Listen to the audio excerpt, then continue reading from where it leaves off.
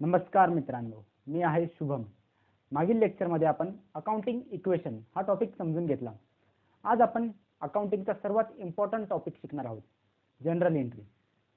अकाउंटिंगमध्ये general entry हा सर्वात महत्त्वाचा आणि इम्पॉर्टंट टॉपिक आहे। महत्त्वाचा का बरं? कारण जनरल एंट्रीच्या आधारित पुढचं सर्व अकाउंटिंग आधारित आहे। कारण जनरल एंट्रीच्या आधारित तुम्ही लेजर एंट्री करतात, लेजर एंट्रीच्या आधारे तुम्ही प्रॉफिट लॉस काढतात, प्रॉफिट लॉसच्या आधारे तुमचे ट्रायल बॅलन्स बनते, ट्रायल बॅलन्स बनल्यानंतर तुमची फायनल जी काही बॅलन्स शीट असते ती रेडी होत असते। म्हणून जर तुमची जनरल एंट्री चुकली, जनरल एंट्री जर तुमची चुकली तर त्याच्यानंतर काय चुकेल? लेजर चुकेल। लेजर जर चुकलं तुमचं तर त्यानंतर काय होईल? प्रॉफिट लॉस चुकीचा निघेल, प्रॉफिट लॉस अकाउंट चुकीचा निघेल। प्रॉफिट लॉस जर चुकीचा निघाला तर तुमची ट्रायल बॅलन्स चुकेल, ट्रायल बॅलन्स जर तुमची चुकली तर तुमची बॅलन्स शीट पण चुकेल। म्हणून जनरल एंट्री खूप महत्त्वाची आहे।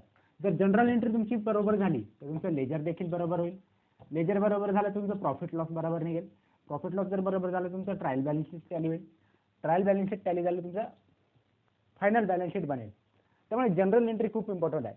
जनरल एंट्रीच्या आधारित हे सर्व आधारित आहे, म्हणून जनरल एंट्री शिकणं खूप महत्त्वाचं आहे। अकाउंटिंग मध्ये जनरल एंट्री एकदम प्रॉपर आणि व्यवस्थितरित्या बरोबर करेक्ट जनरल एंट्री होणं खूप महत्त्वाचं आहे। जनरल एंट्रीच्या आधारेच पुढचं अकाउंटिंग आधारित आहे, त्यामुळे जनरल एंट्री चुकता कामा नये। जनरल एंट्री ही सोपी असते परंतु खूप महत्त्वाची असते, ते थोडी सांभाळून केअरफुली केली पाहिजे। त्यामुळे आज आपण जनरल एंट्री समजून घेऊया। सर्वात पहिले तर जनरल एंट्री म्हणजे काय ते समजून सांगतो।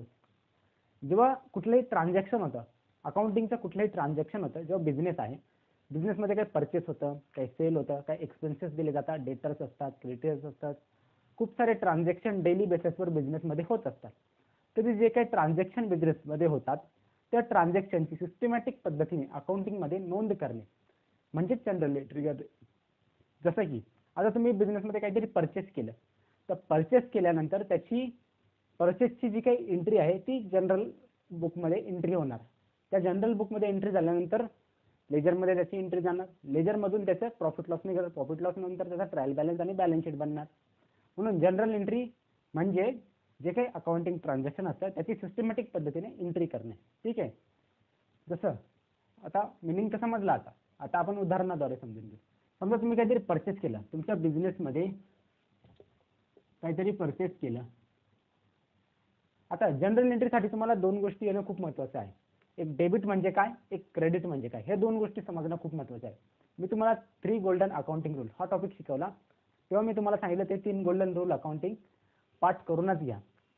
भले ते तुम्ही पाठ केले किंवा नसेल केले तरी मी तुम्हाला एक सोपी पद्धत सांगतो।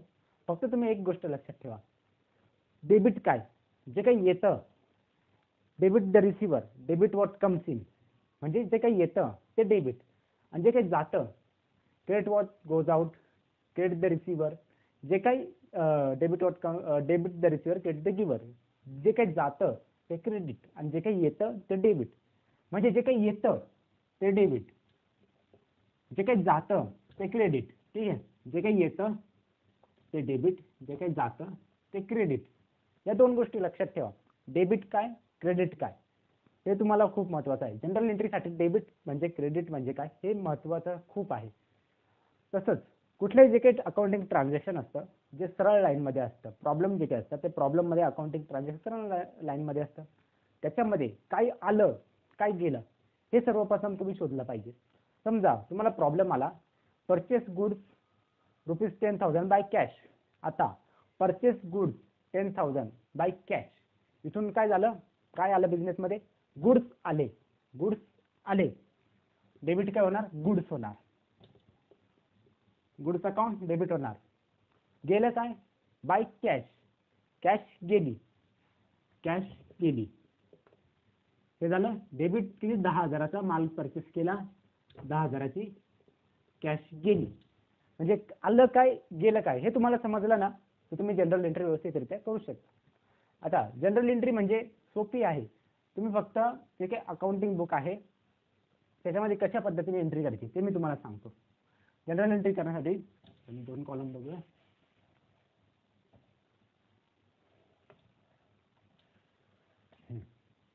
इकडे आपण एक्झाम्पल घेऊया आणि इथं जनरल एंट्री करूया. जनरल एंट्री करूया. ठीक आहे. जनरल एंट्रीसाठी तुम्हाला कॉलम कसे आखायचे असतात. ओके. इथं असतं पर्टिक्युलर, इथं असतं डेबिट, इथे असतं क्रेडिट.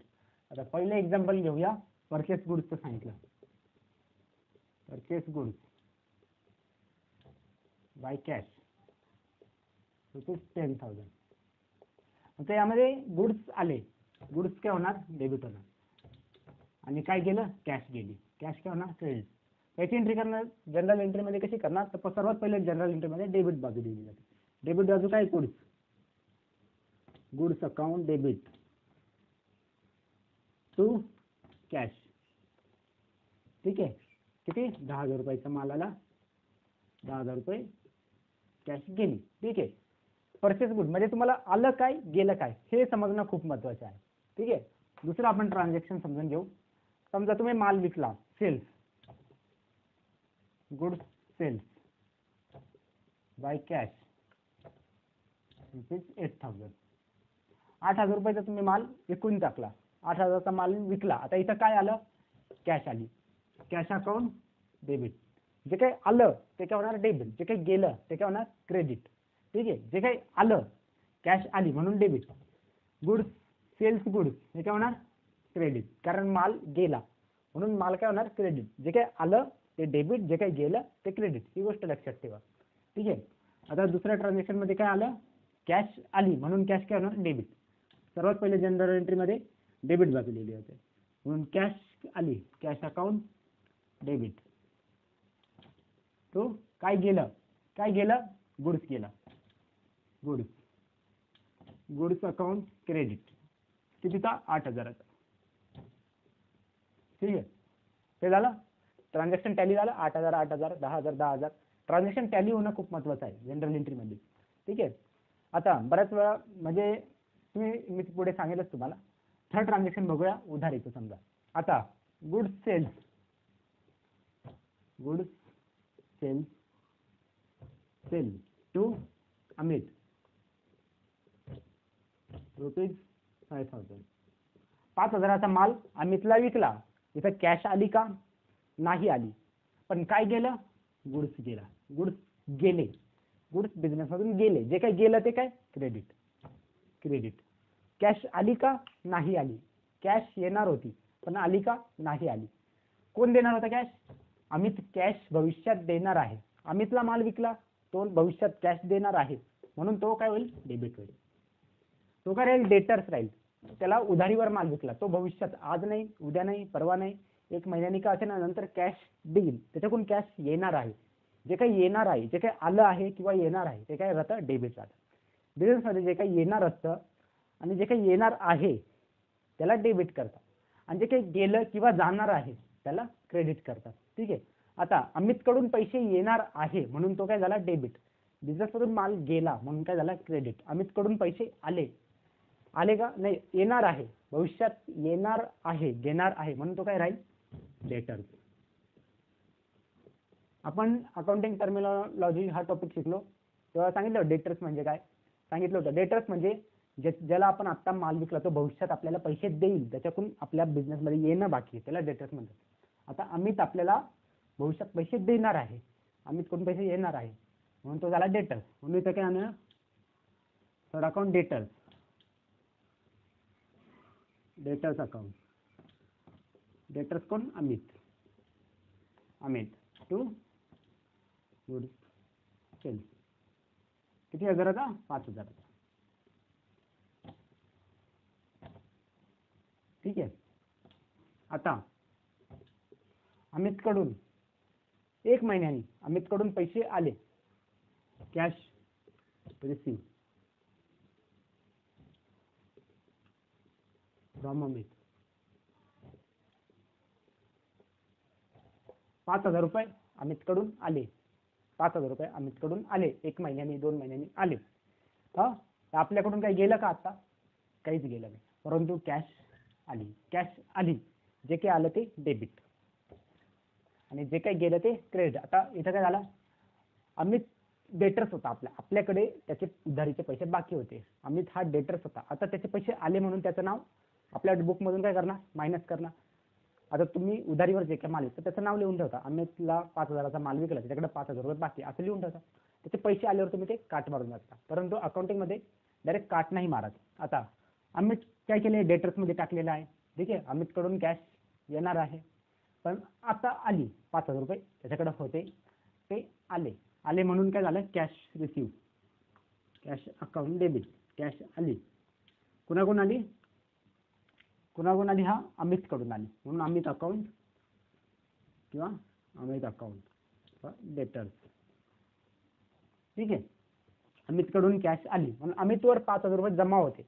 आता 5,000 आले म्हणून ते काय झाले, मायनस झाले.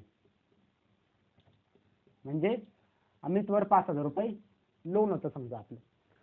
आपल्याला अमित कडून पैसे येणार होते, म्हणजे त्याच्यावर आपलं कर्ज होतं. तो आपल्याला कर्ज देणार होतं, आपण त्याला उधारीवर माल विकला म्हणजे तो कर्जबाजारी आहे. त्याने नंतर भविष्यात कर्ज देऊन टाकलं, 5,000चं कर्ज देऊन टाकलं आपल्याला, म्हणून हे काय ट्रान्झॅक्शन झालं, त्याच्यात संपून गेलं. ठीक आहे. डेटर्सचं जे काही ट्रान्झॅक्शन होतं ते कधी ना कधी वर्षाच्या शेवटी क्लोज करावंच लागतं. आता इथं अमितचं जे काही ट्रान्झॅक्शन होतं ते वर्षाच्या शेवटी क्लोज केलं आपण. ठीक आहे, ते झालं डेटरचं ट्रान्झॅक्शन. तर बघूया 5 पेमेंटचं एक ट्रान्झॅक्शन बघूया आपण. समजा तुम्ही बिझनेससाठी काही परचेस केलं, कॉम्प्युटर परचेस केला, परचेस कॉम्प्युटर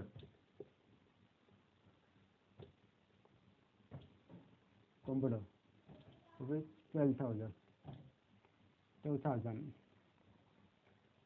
आणि जे काही कॉम्प्युटर परचेस केलं त्याचं तुम्ही 5 पेमेंट केलं.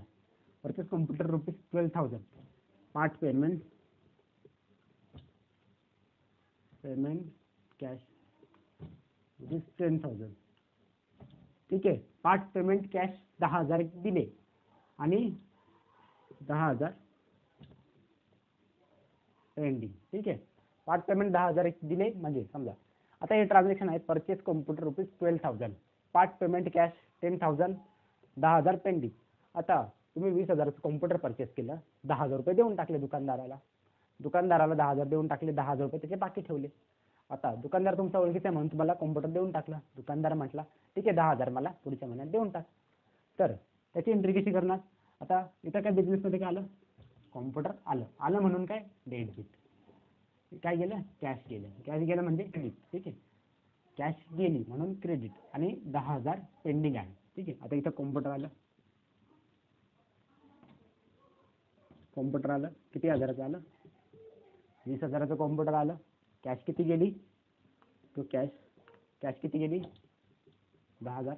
आता आणखी 10,000 हे ट्रान्झॅक्शन कंप्लीट होणार का नाही. 20,000 कॉम्प्युटर घेतलं परंतु 10,000 दिले, 10,000 काय झालं, लोन झालं. तर दुकानवाल्याला तिकडं आपलं लोन झालं म्हणून हे ट्रान्झॅक्शन इथे कंप्लीट झालं. अर्धवट ट्रान्झॅक्शन जनरल एंट्रीमध्ये गृहीत नाही धरलं जात. आता कॉम्प्युटर 20,000चं होतं परंतु कॅश 10 दिली आणि 10,000 काय केलं, लोन आहे, समजा आपल्यावर लोन आहे.